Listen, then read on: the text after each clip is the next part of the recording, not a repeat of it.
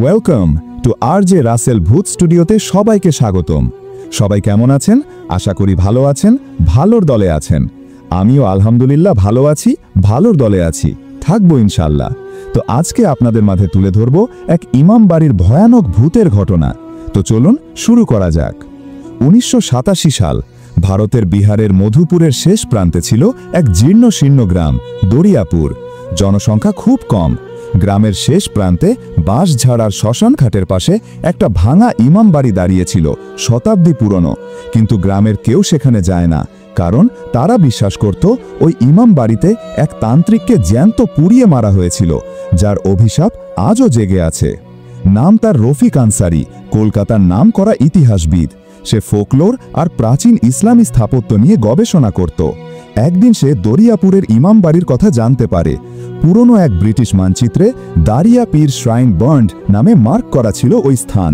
রফিক খুঁজে খুঁজে গ্রামের মাঝখানে হাজির হয়।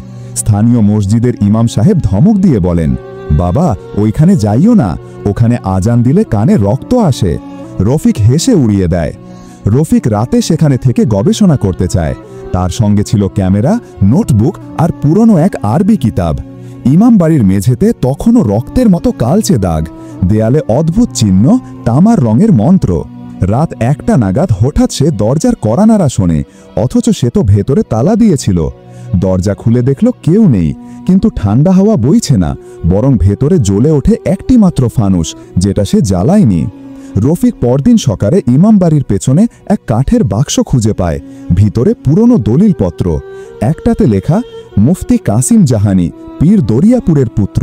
সে জিনের মাধ্যমে মানুষ হত্যা করত, নামাজরত ইমামদের গলায় তাবিজ গুজে দিত, যেন তারা আর কিছু উচ্চারণ না করতে পারে। রফিক অবাক হয়ে পড়ে, এটা ইতিহাস না, এটা তো জাহান্নামের দরজা। তবু সে রাতটা আরেকবার থেকে যায়, ভুল করে। রাত 3টা।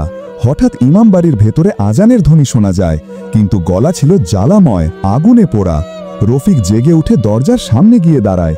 তখনই দেয়াল থেকে এক মূর্তি বের হয়ে আসে, চরিত্রহীন, আধা পোড়া, চোখ থেকে কালো ধোঁয়া বের হচ্ছে। সে বলে, আজান দিলে যে আগুনে পুড়ে মরে, সে মাফের আশা করে না রফিক আনসারি। রফিক মাটিতে পড়ে যায়, জ্ঞান হারায়। তৃতীয় দিন সকালে রফিককে অচেতন অবস্থায় গ্রামের এক মৌলবি খুঁজে পান। হাসপাতালে নেওয়া হয়, কিন্তু তার চোখের নিচে শুরু হয় পোড়া দাগ, নখগুলো ঘন কালো। সে কথা বলে না, শুধু মুখে বিড়বিড় করে আরবি, ফার্সি আর একটা অজানা ভাষা। ডাক্তার জানায় তার মাথায় ট্রমা না, কিছু আছে যেটা চিকিৎসায় যায় না। রফিকের আত্মীয়রা তাকে কলকাতায় ফিরিয়ে আনে। রাতের বেলা সে দেয়ালে আগুনের আকারে কিছু আঁকে, বলে, ইমাম বাড়ির তাবিজ ভাঙা হয়েছে, কাসিম জাহানি ফিরে এসেছে। রাত 3:15 তার শরীর হঠাৎ জ্বলে ওঠে। আশপাশে কেউ ছিল না, কিন্তু ঘরের ভেতর যে ভিডিও ক্যামেরা রাখা ছিল, তাতে শেষ মুহূর্তে দেখা যায় এক পুরুষ মূর্তি, অর্ধেক পোড়া শরীর, এক হাতে তামার তাবিজ, অন্য হাতে রফিকের মাথা। দরিয়াপুরে এখন আর কেউ যায় না। ইমাম বাড়ির দরজা বদ্ধ, কিন্তু মাঝে মাঝে রাতের আজানের আগেই ভেসে আসে আগুনের কণ্ঠ।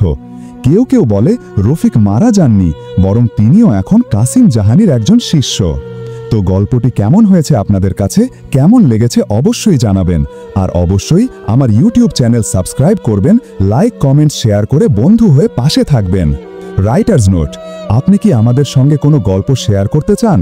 তাহলে এমন একটি গল্প দিন যা একান্তই আপনার নিজস্ব এবং আগে কখনো কোথাও প্রকাশিত হয়নি, না কোনো পত্রিকায়, না সোশ্যাল মিডিয়ায়, না ইউটিউব বা অন্য কোনো প্ল্যাটফর্মে। আপনার আত্মীয় স্বজন, পাড়া প্রতিবেশী, ইউনিয়ন, উপজেলা বা জেলার কোনো সত্য ঘটনা যা ভৌতিক, রহস্যময়, অলৌকিক বা ব্যতিক্রমধর্মী, তা হলে সেটি আমাদের লিখে পাঠান।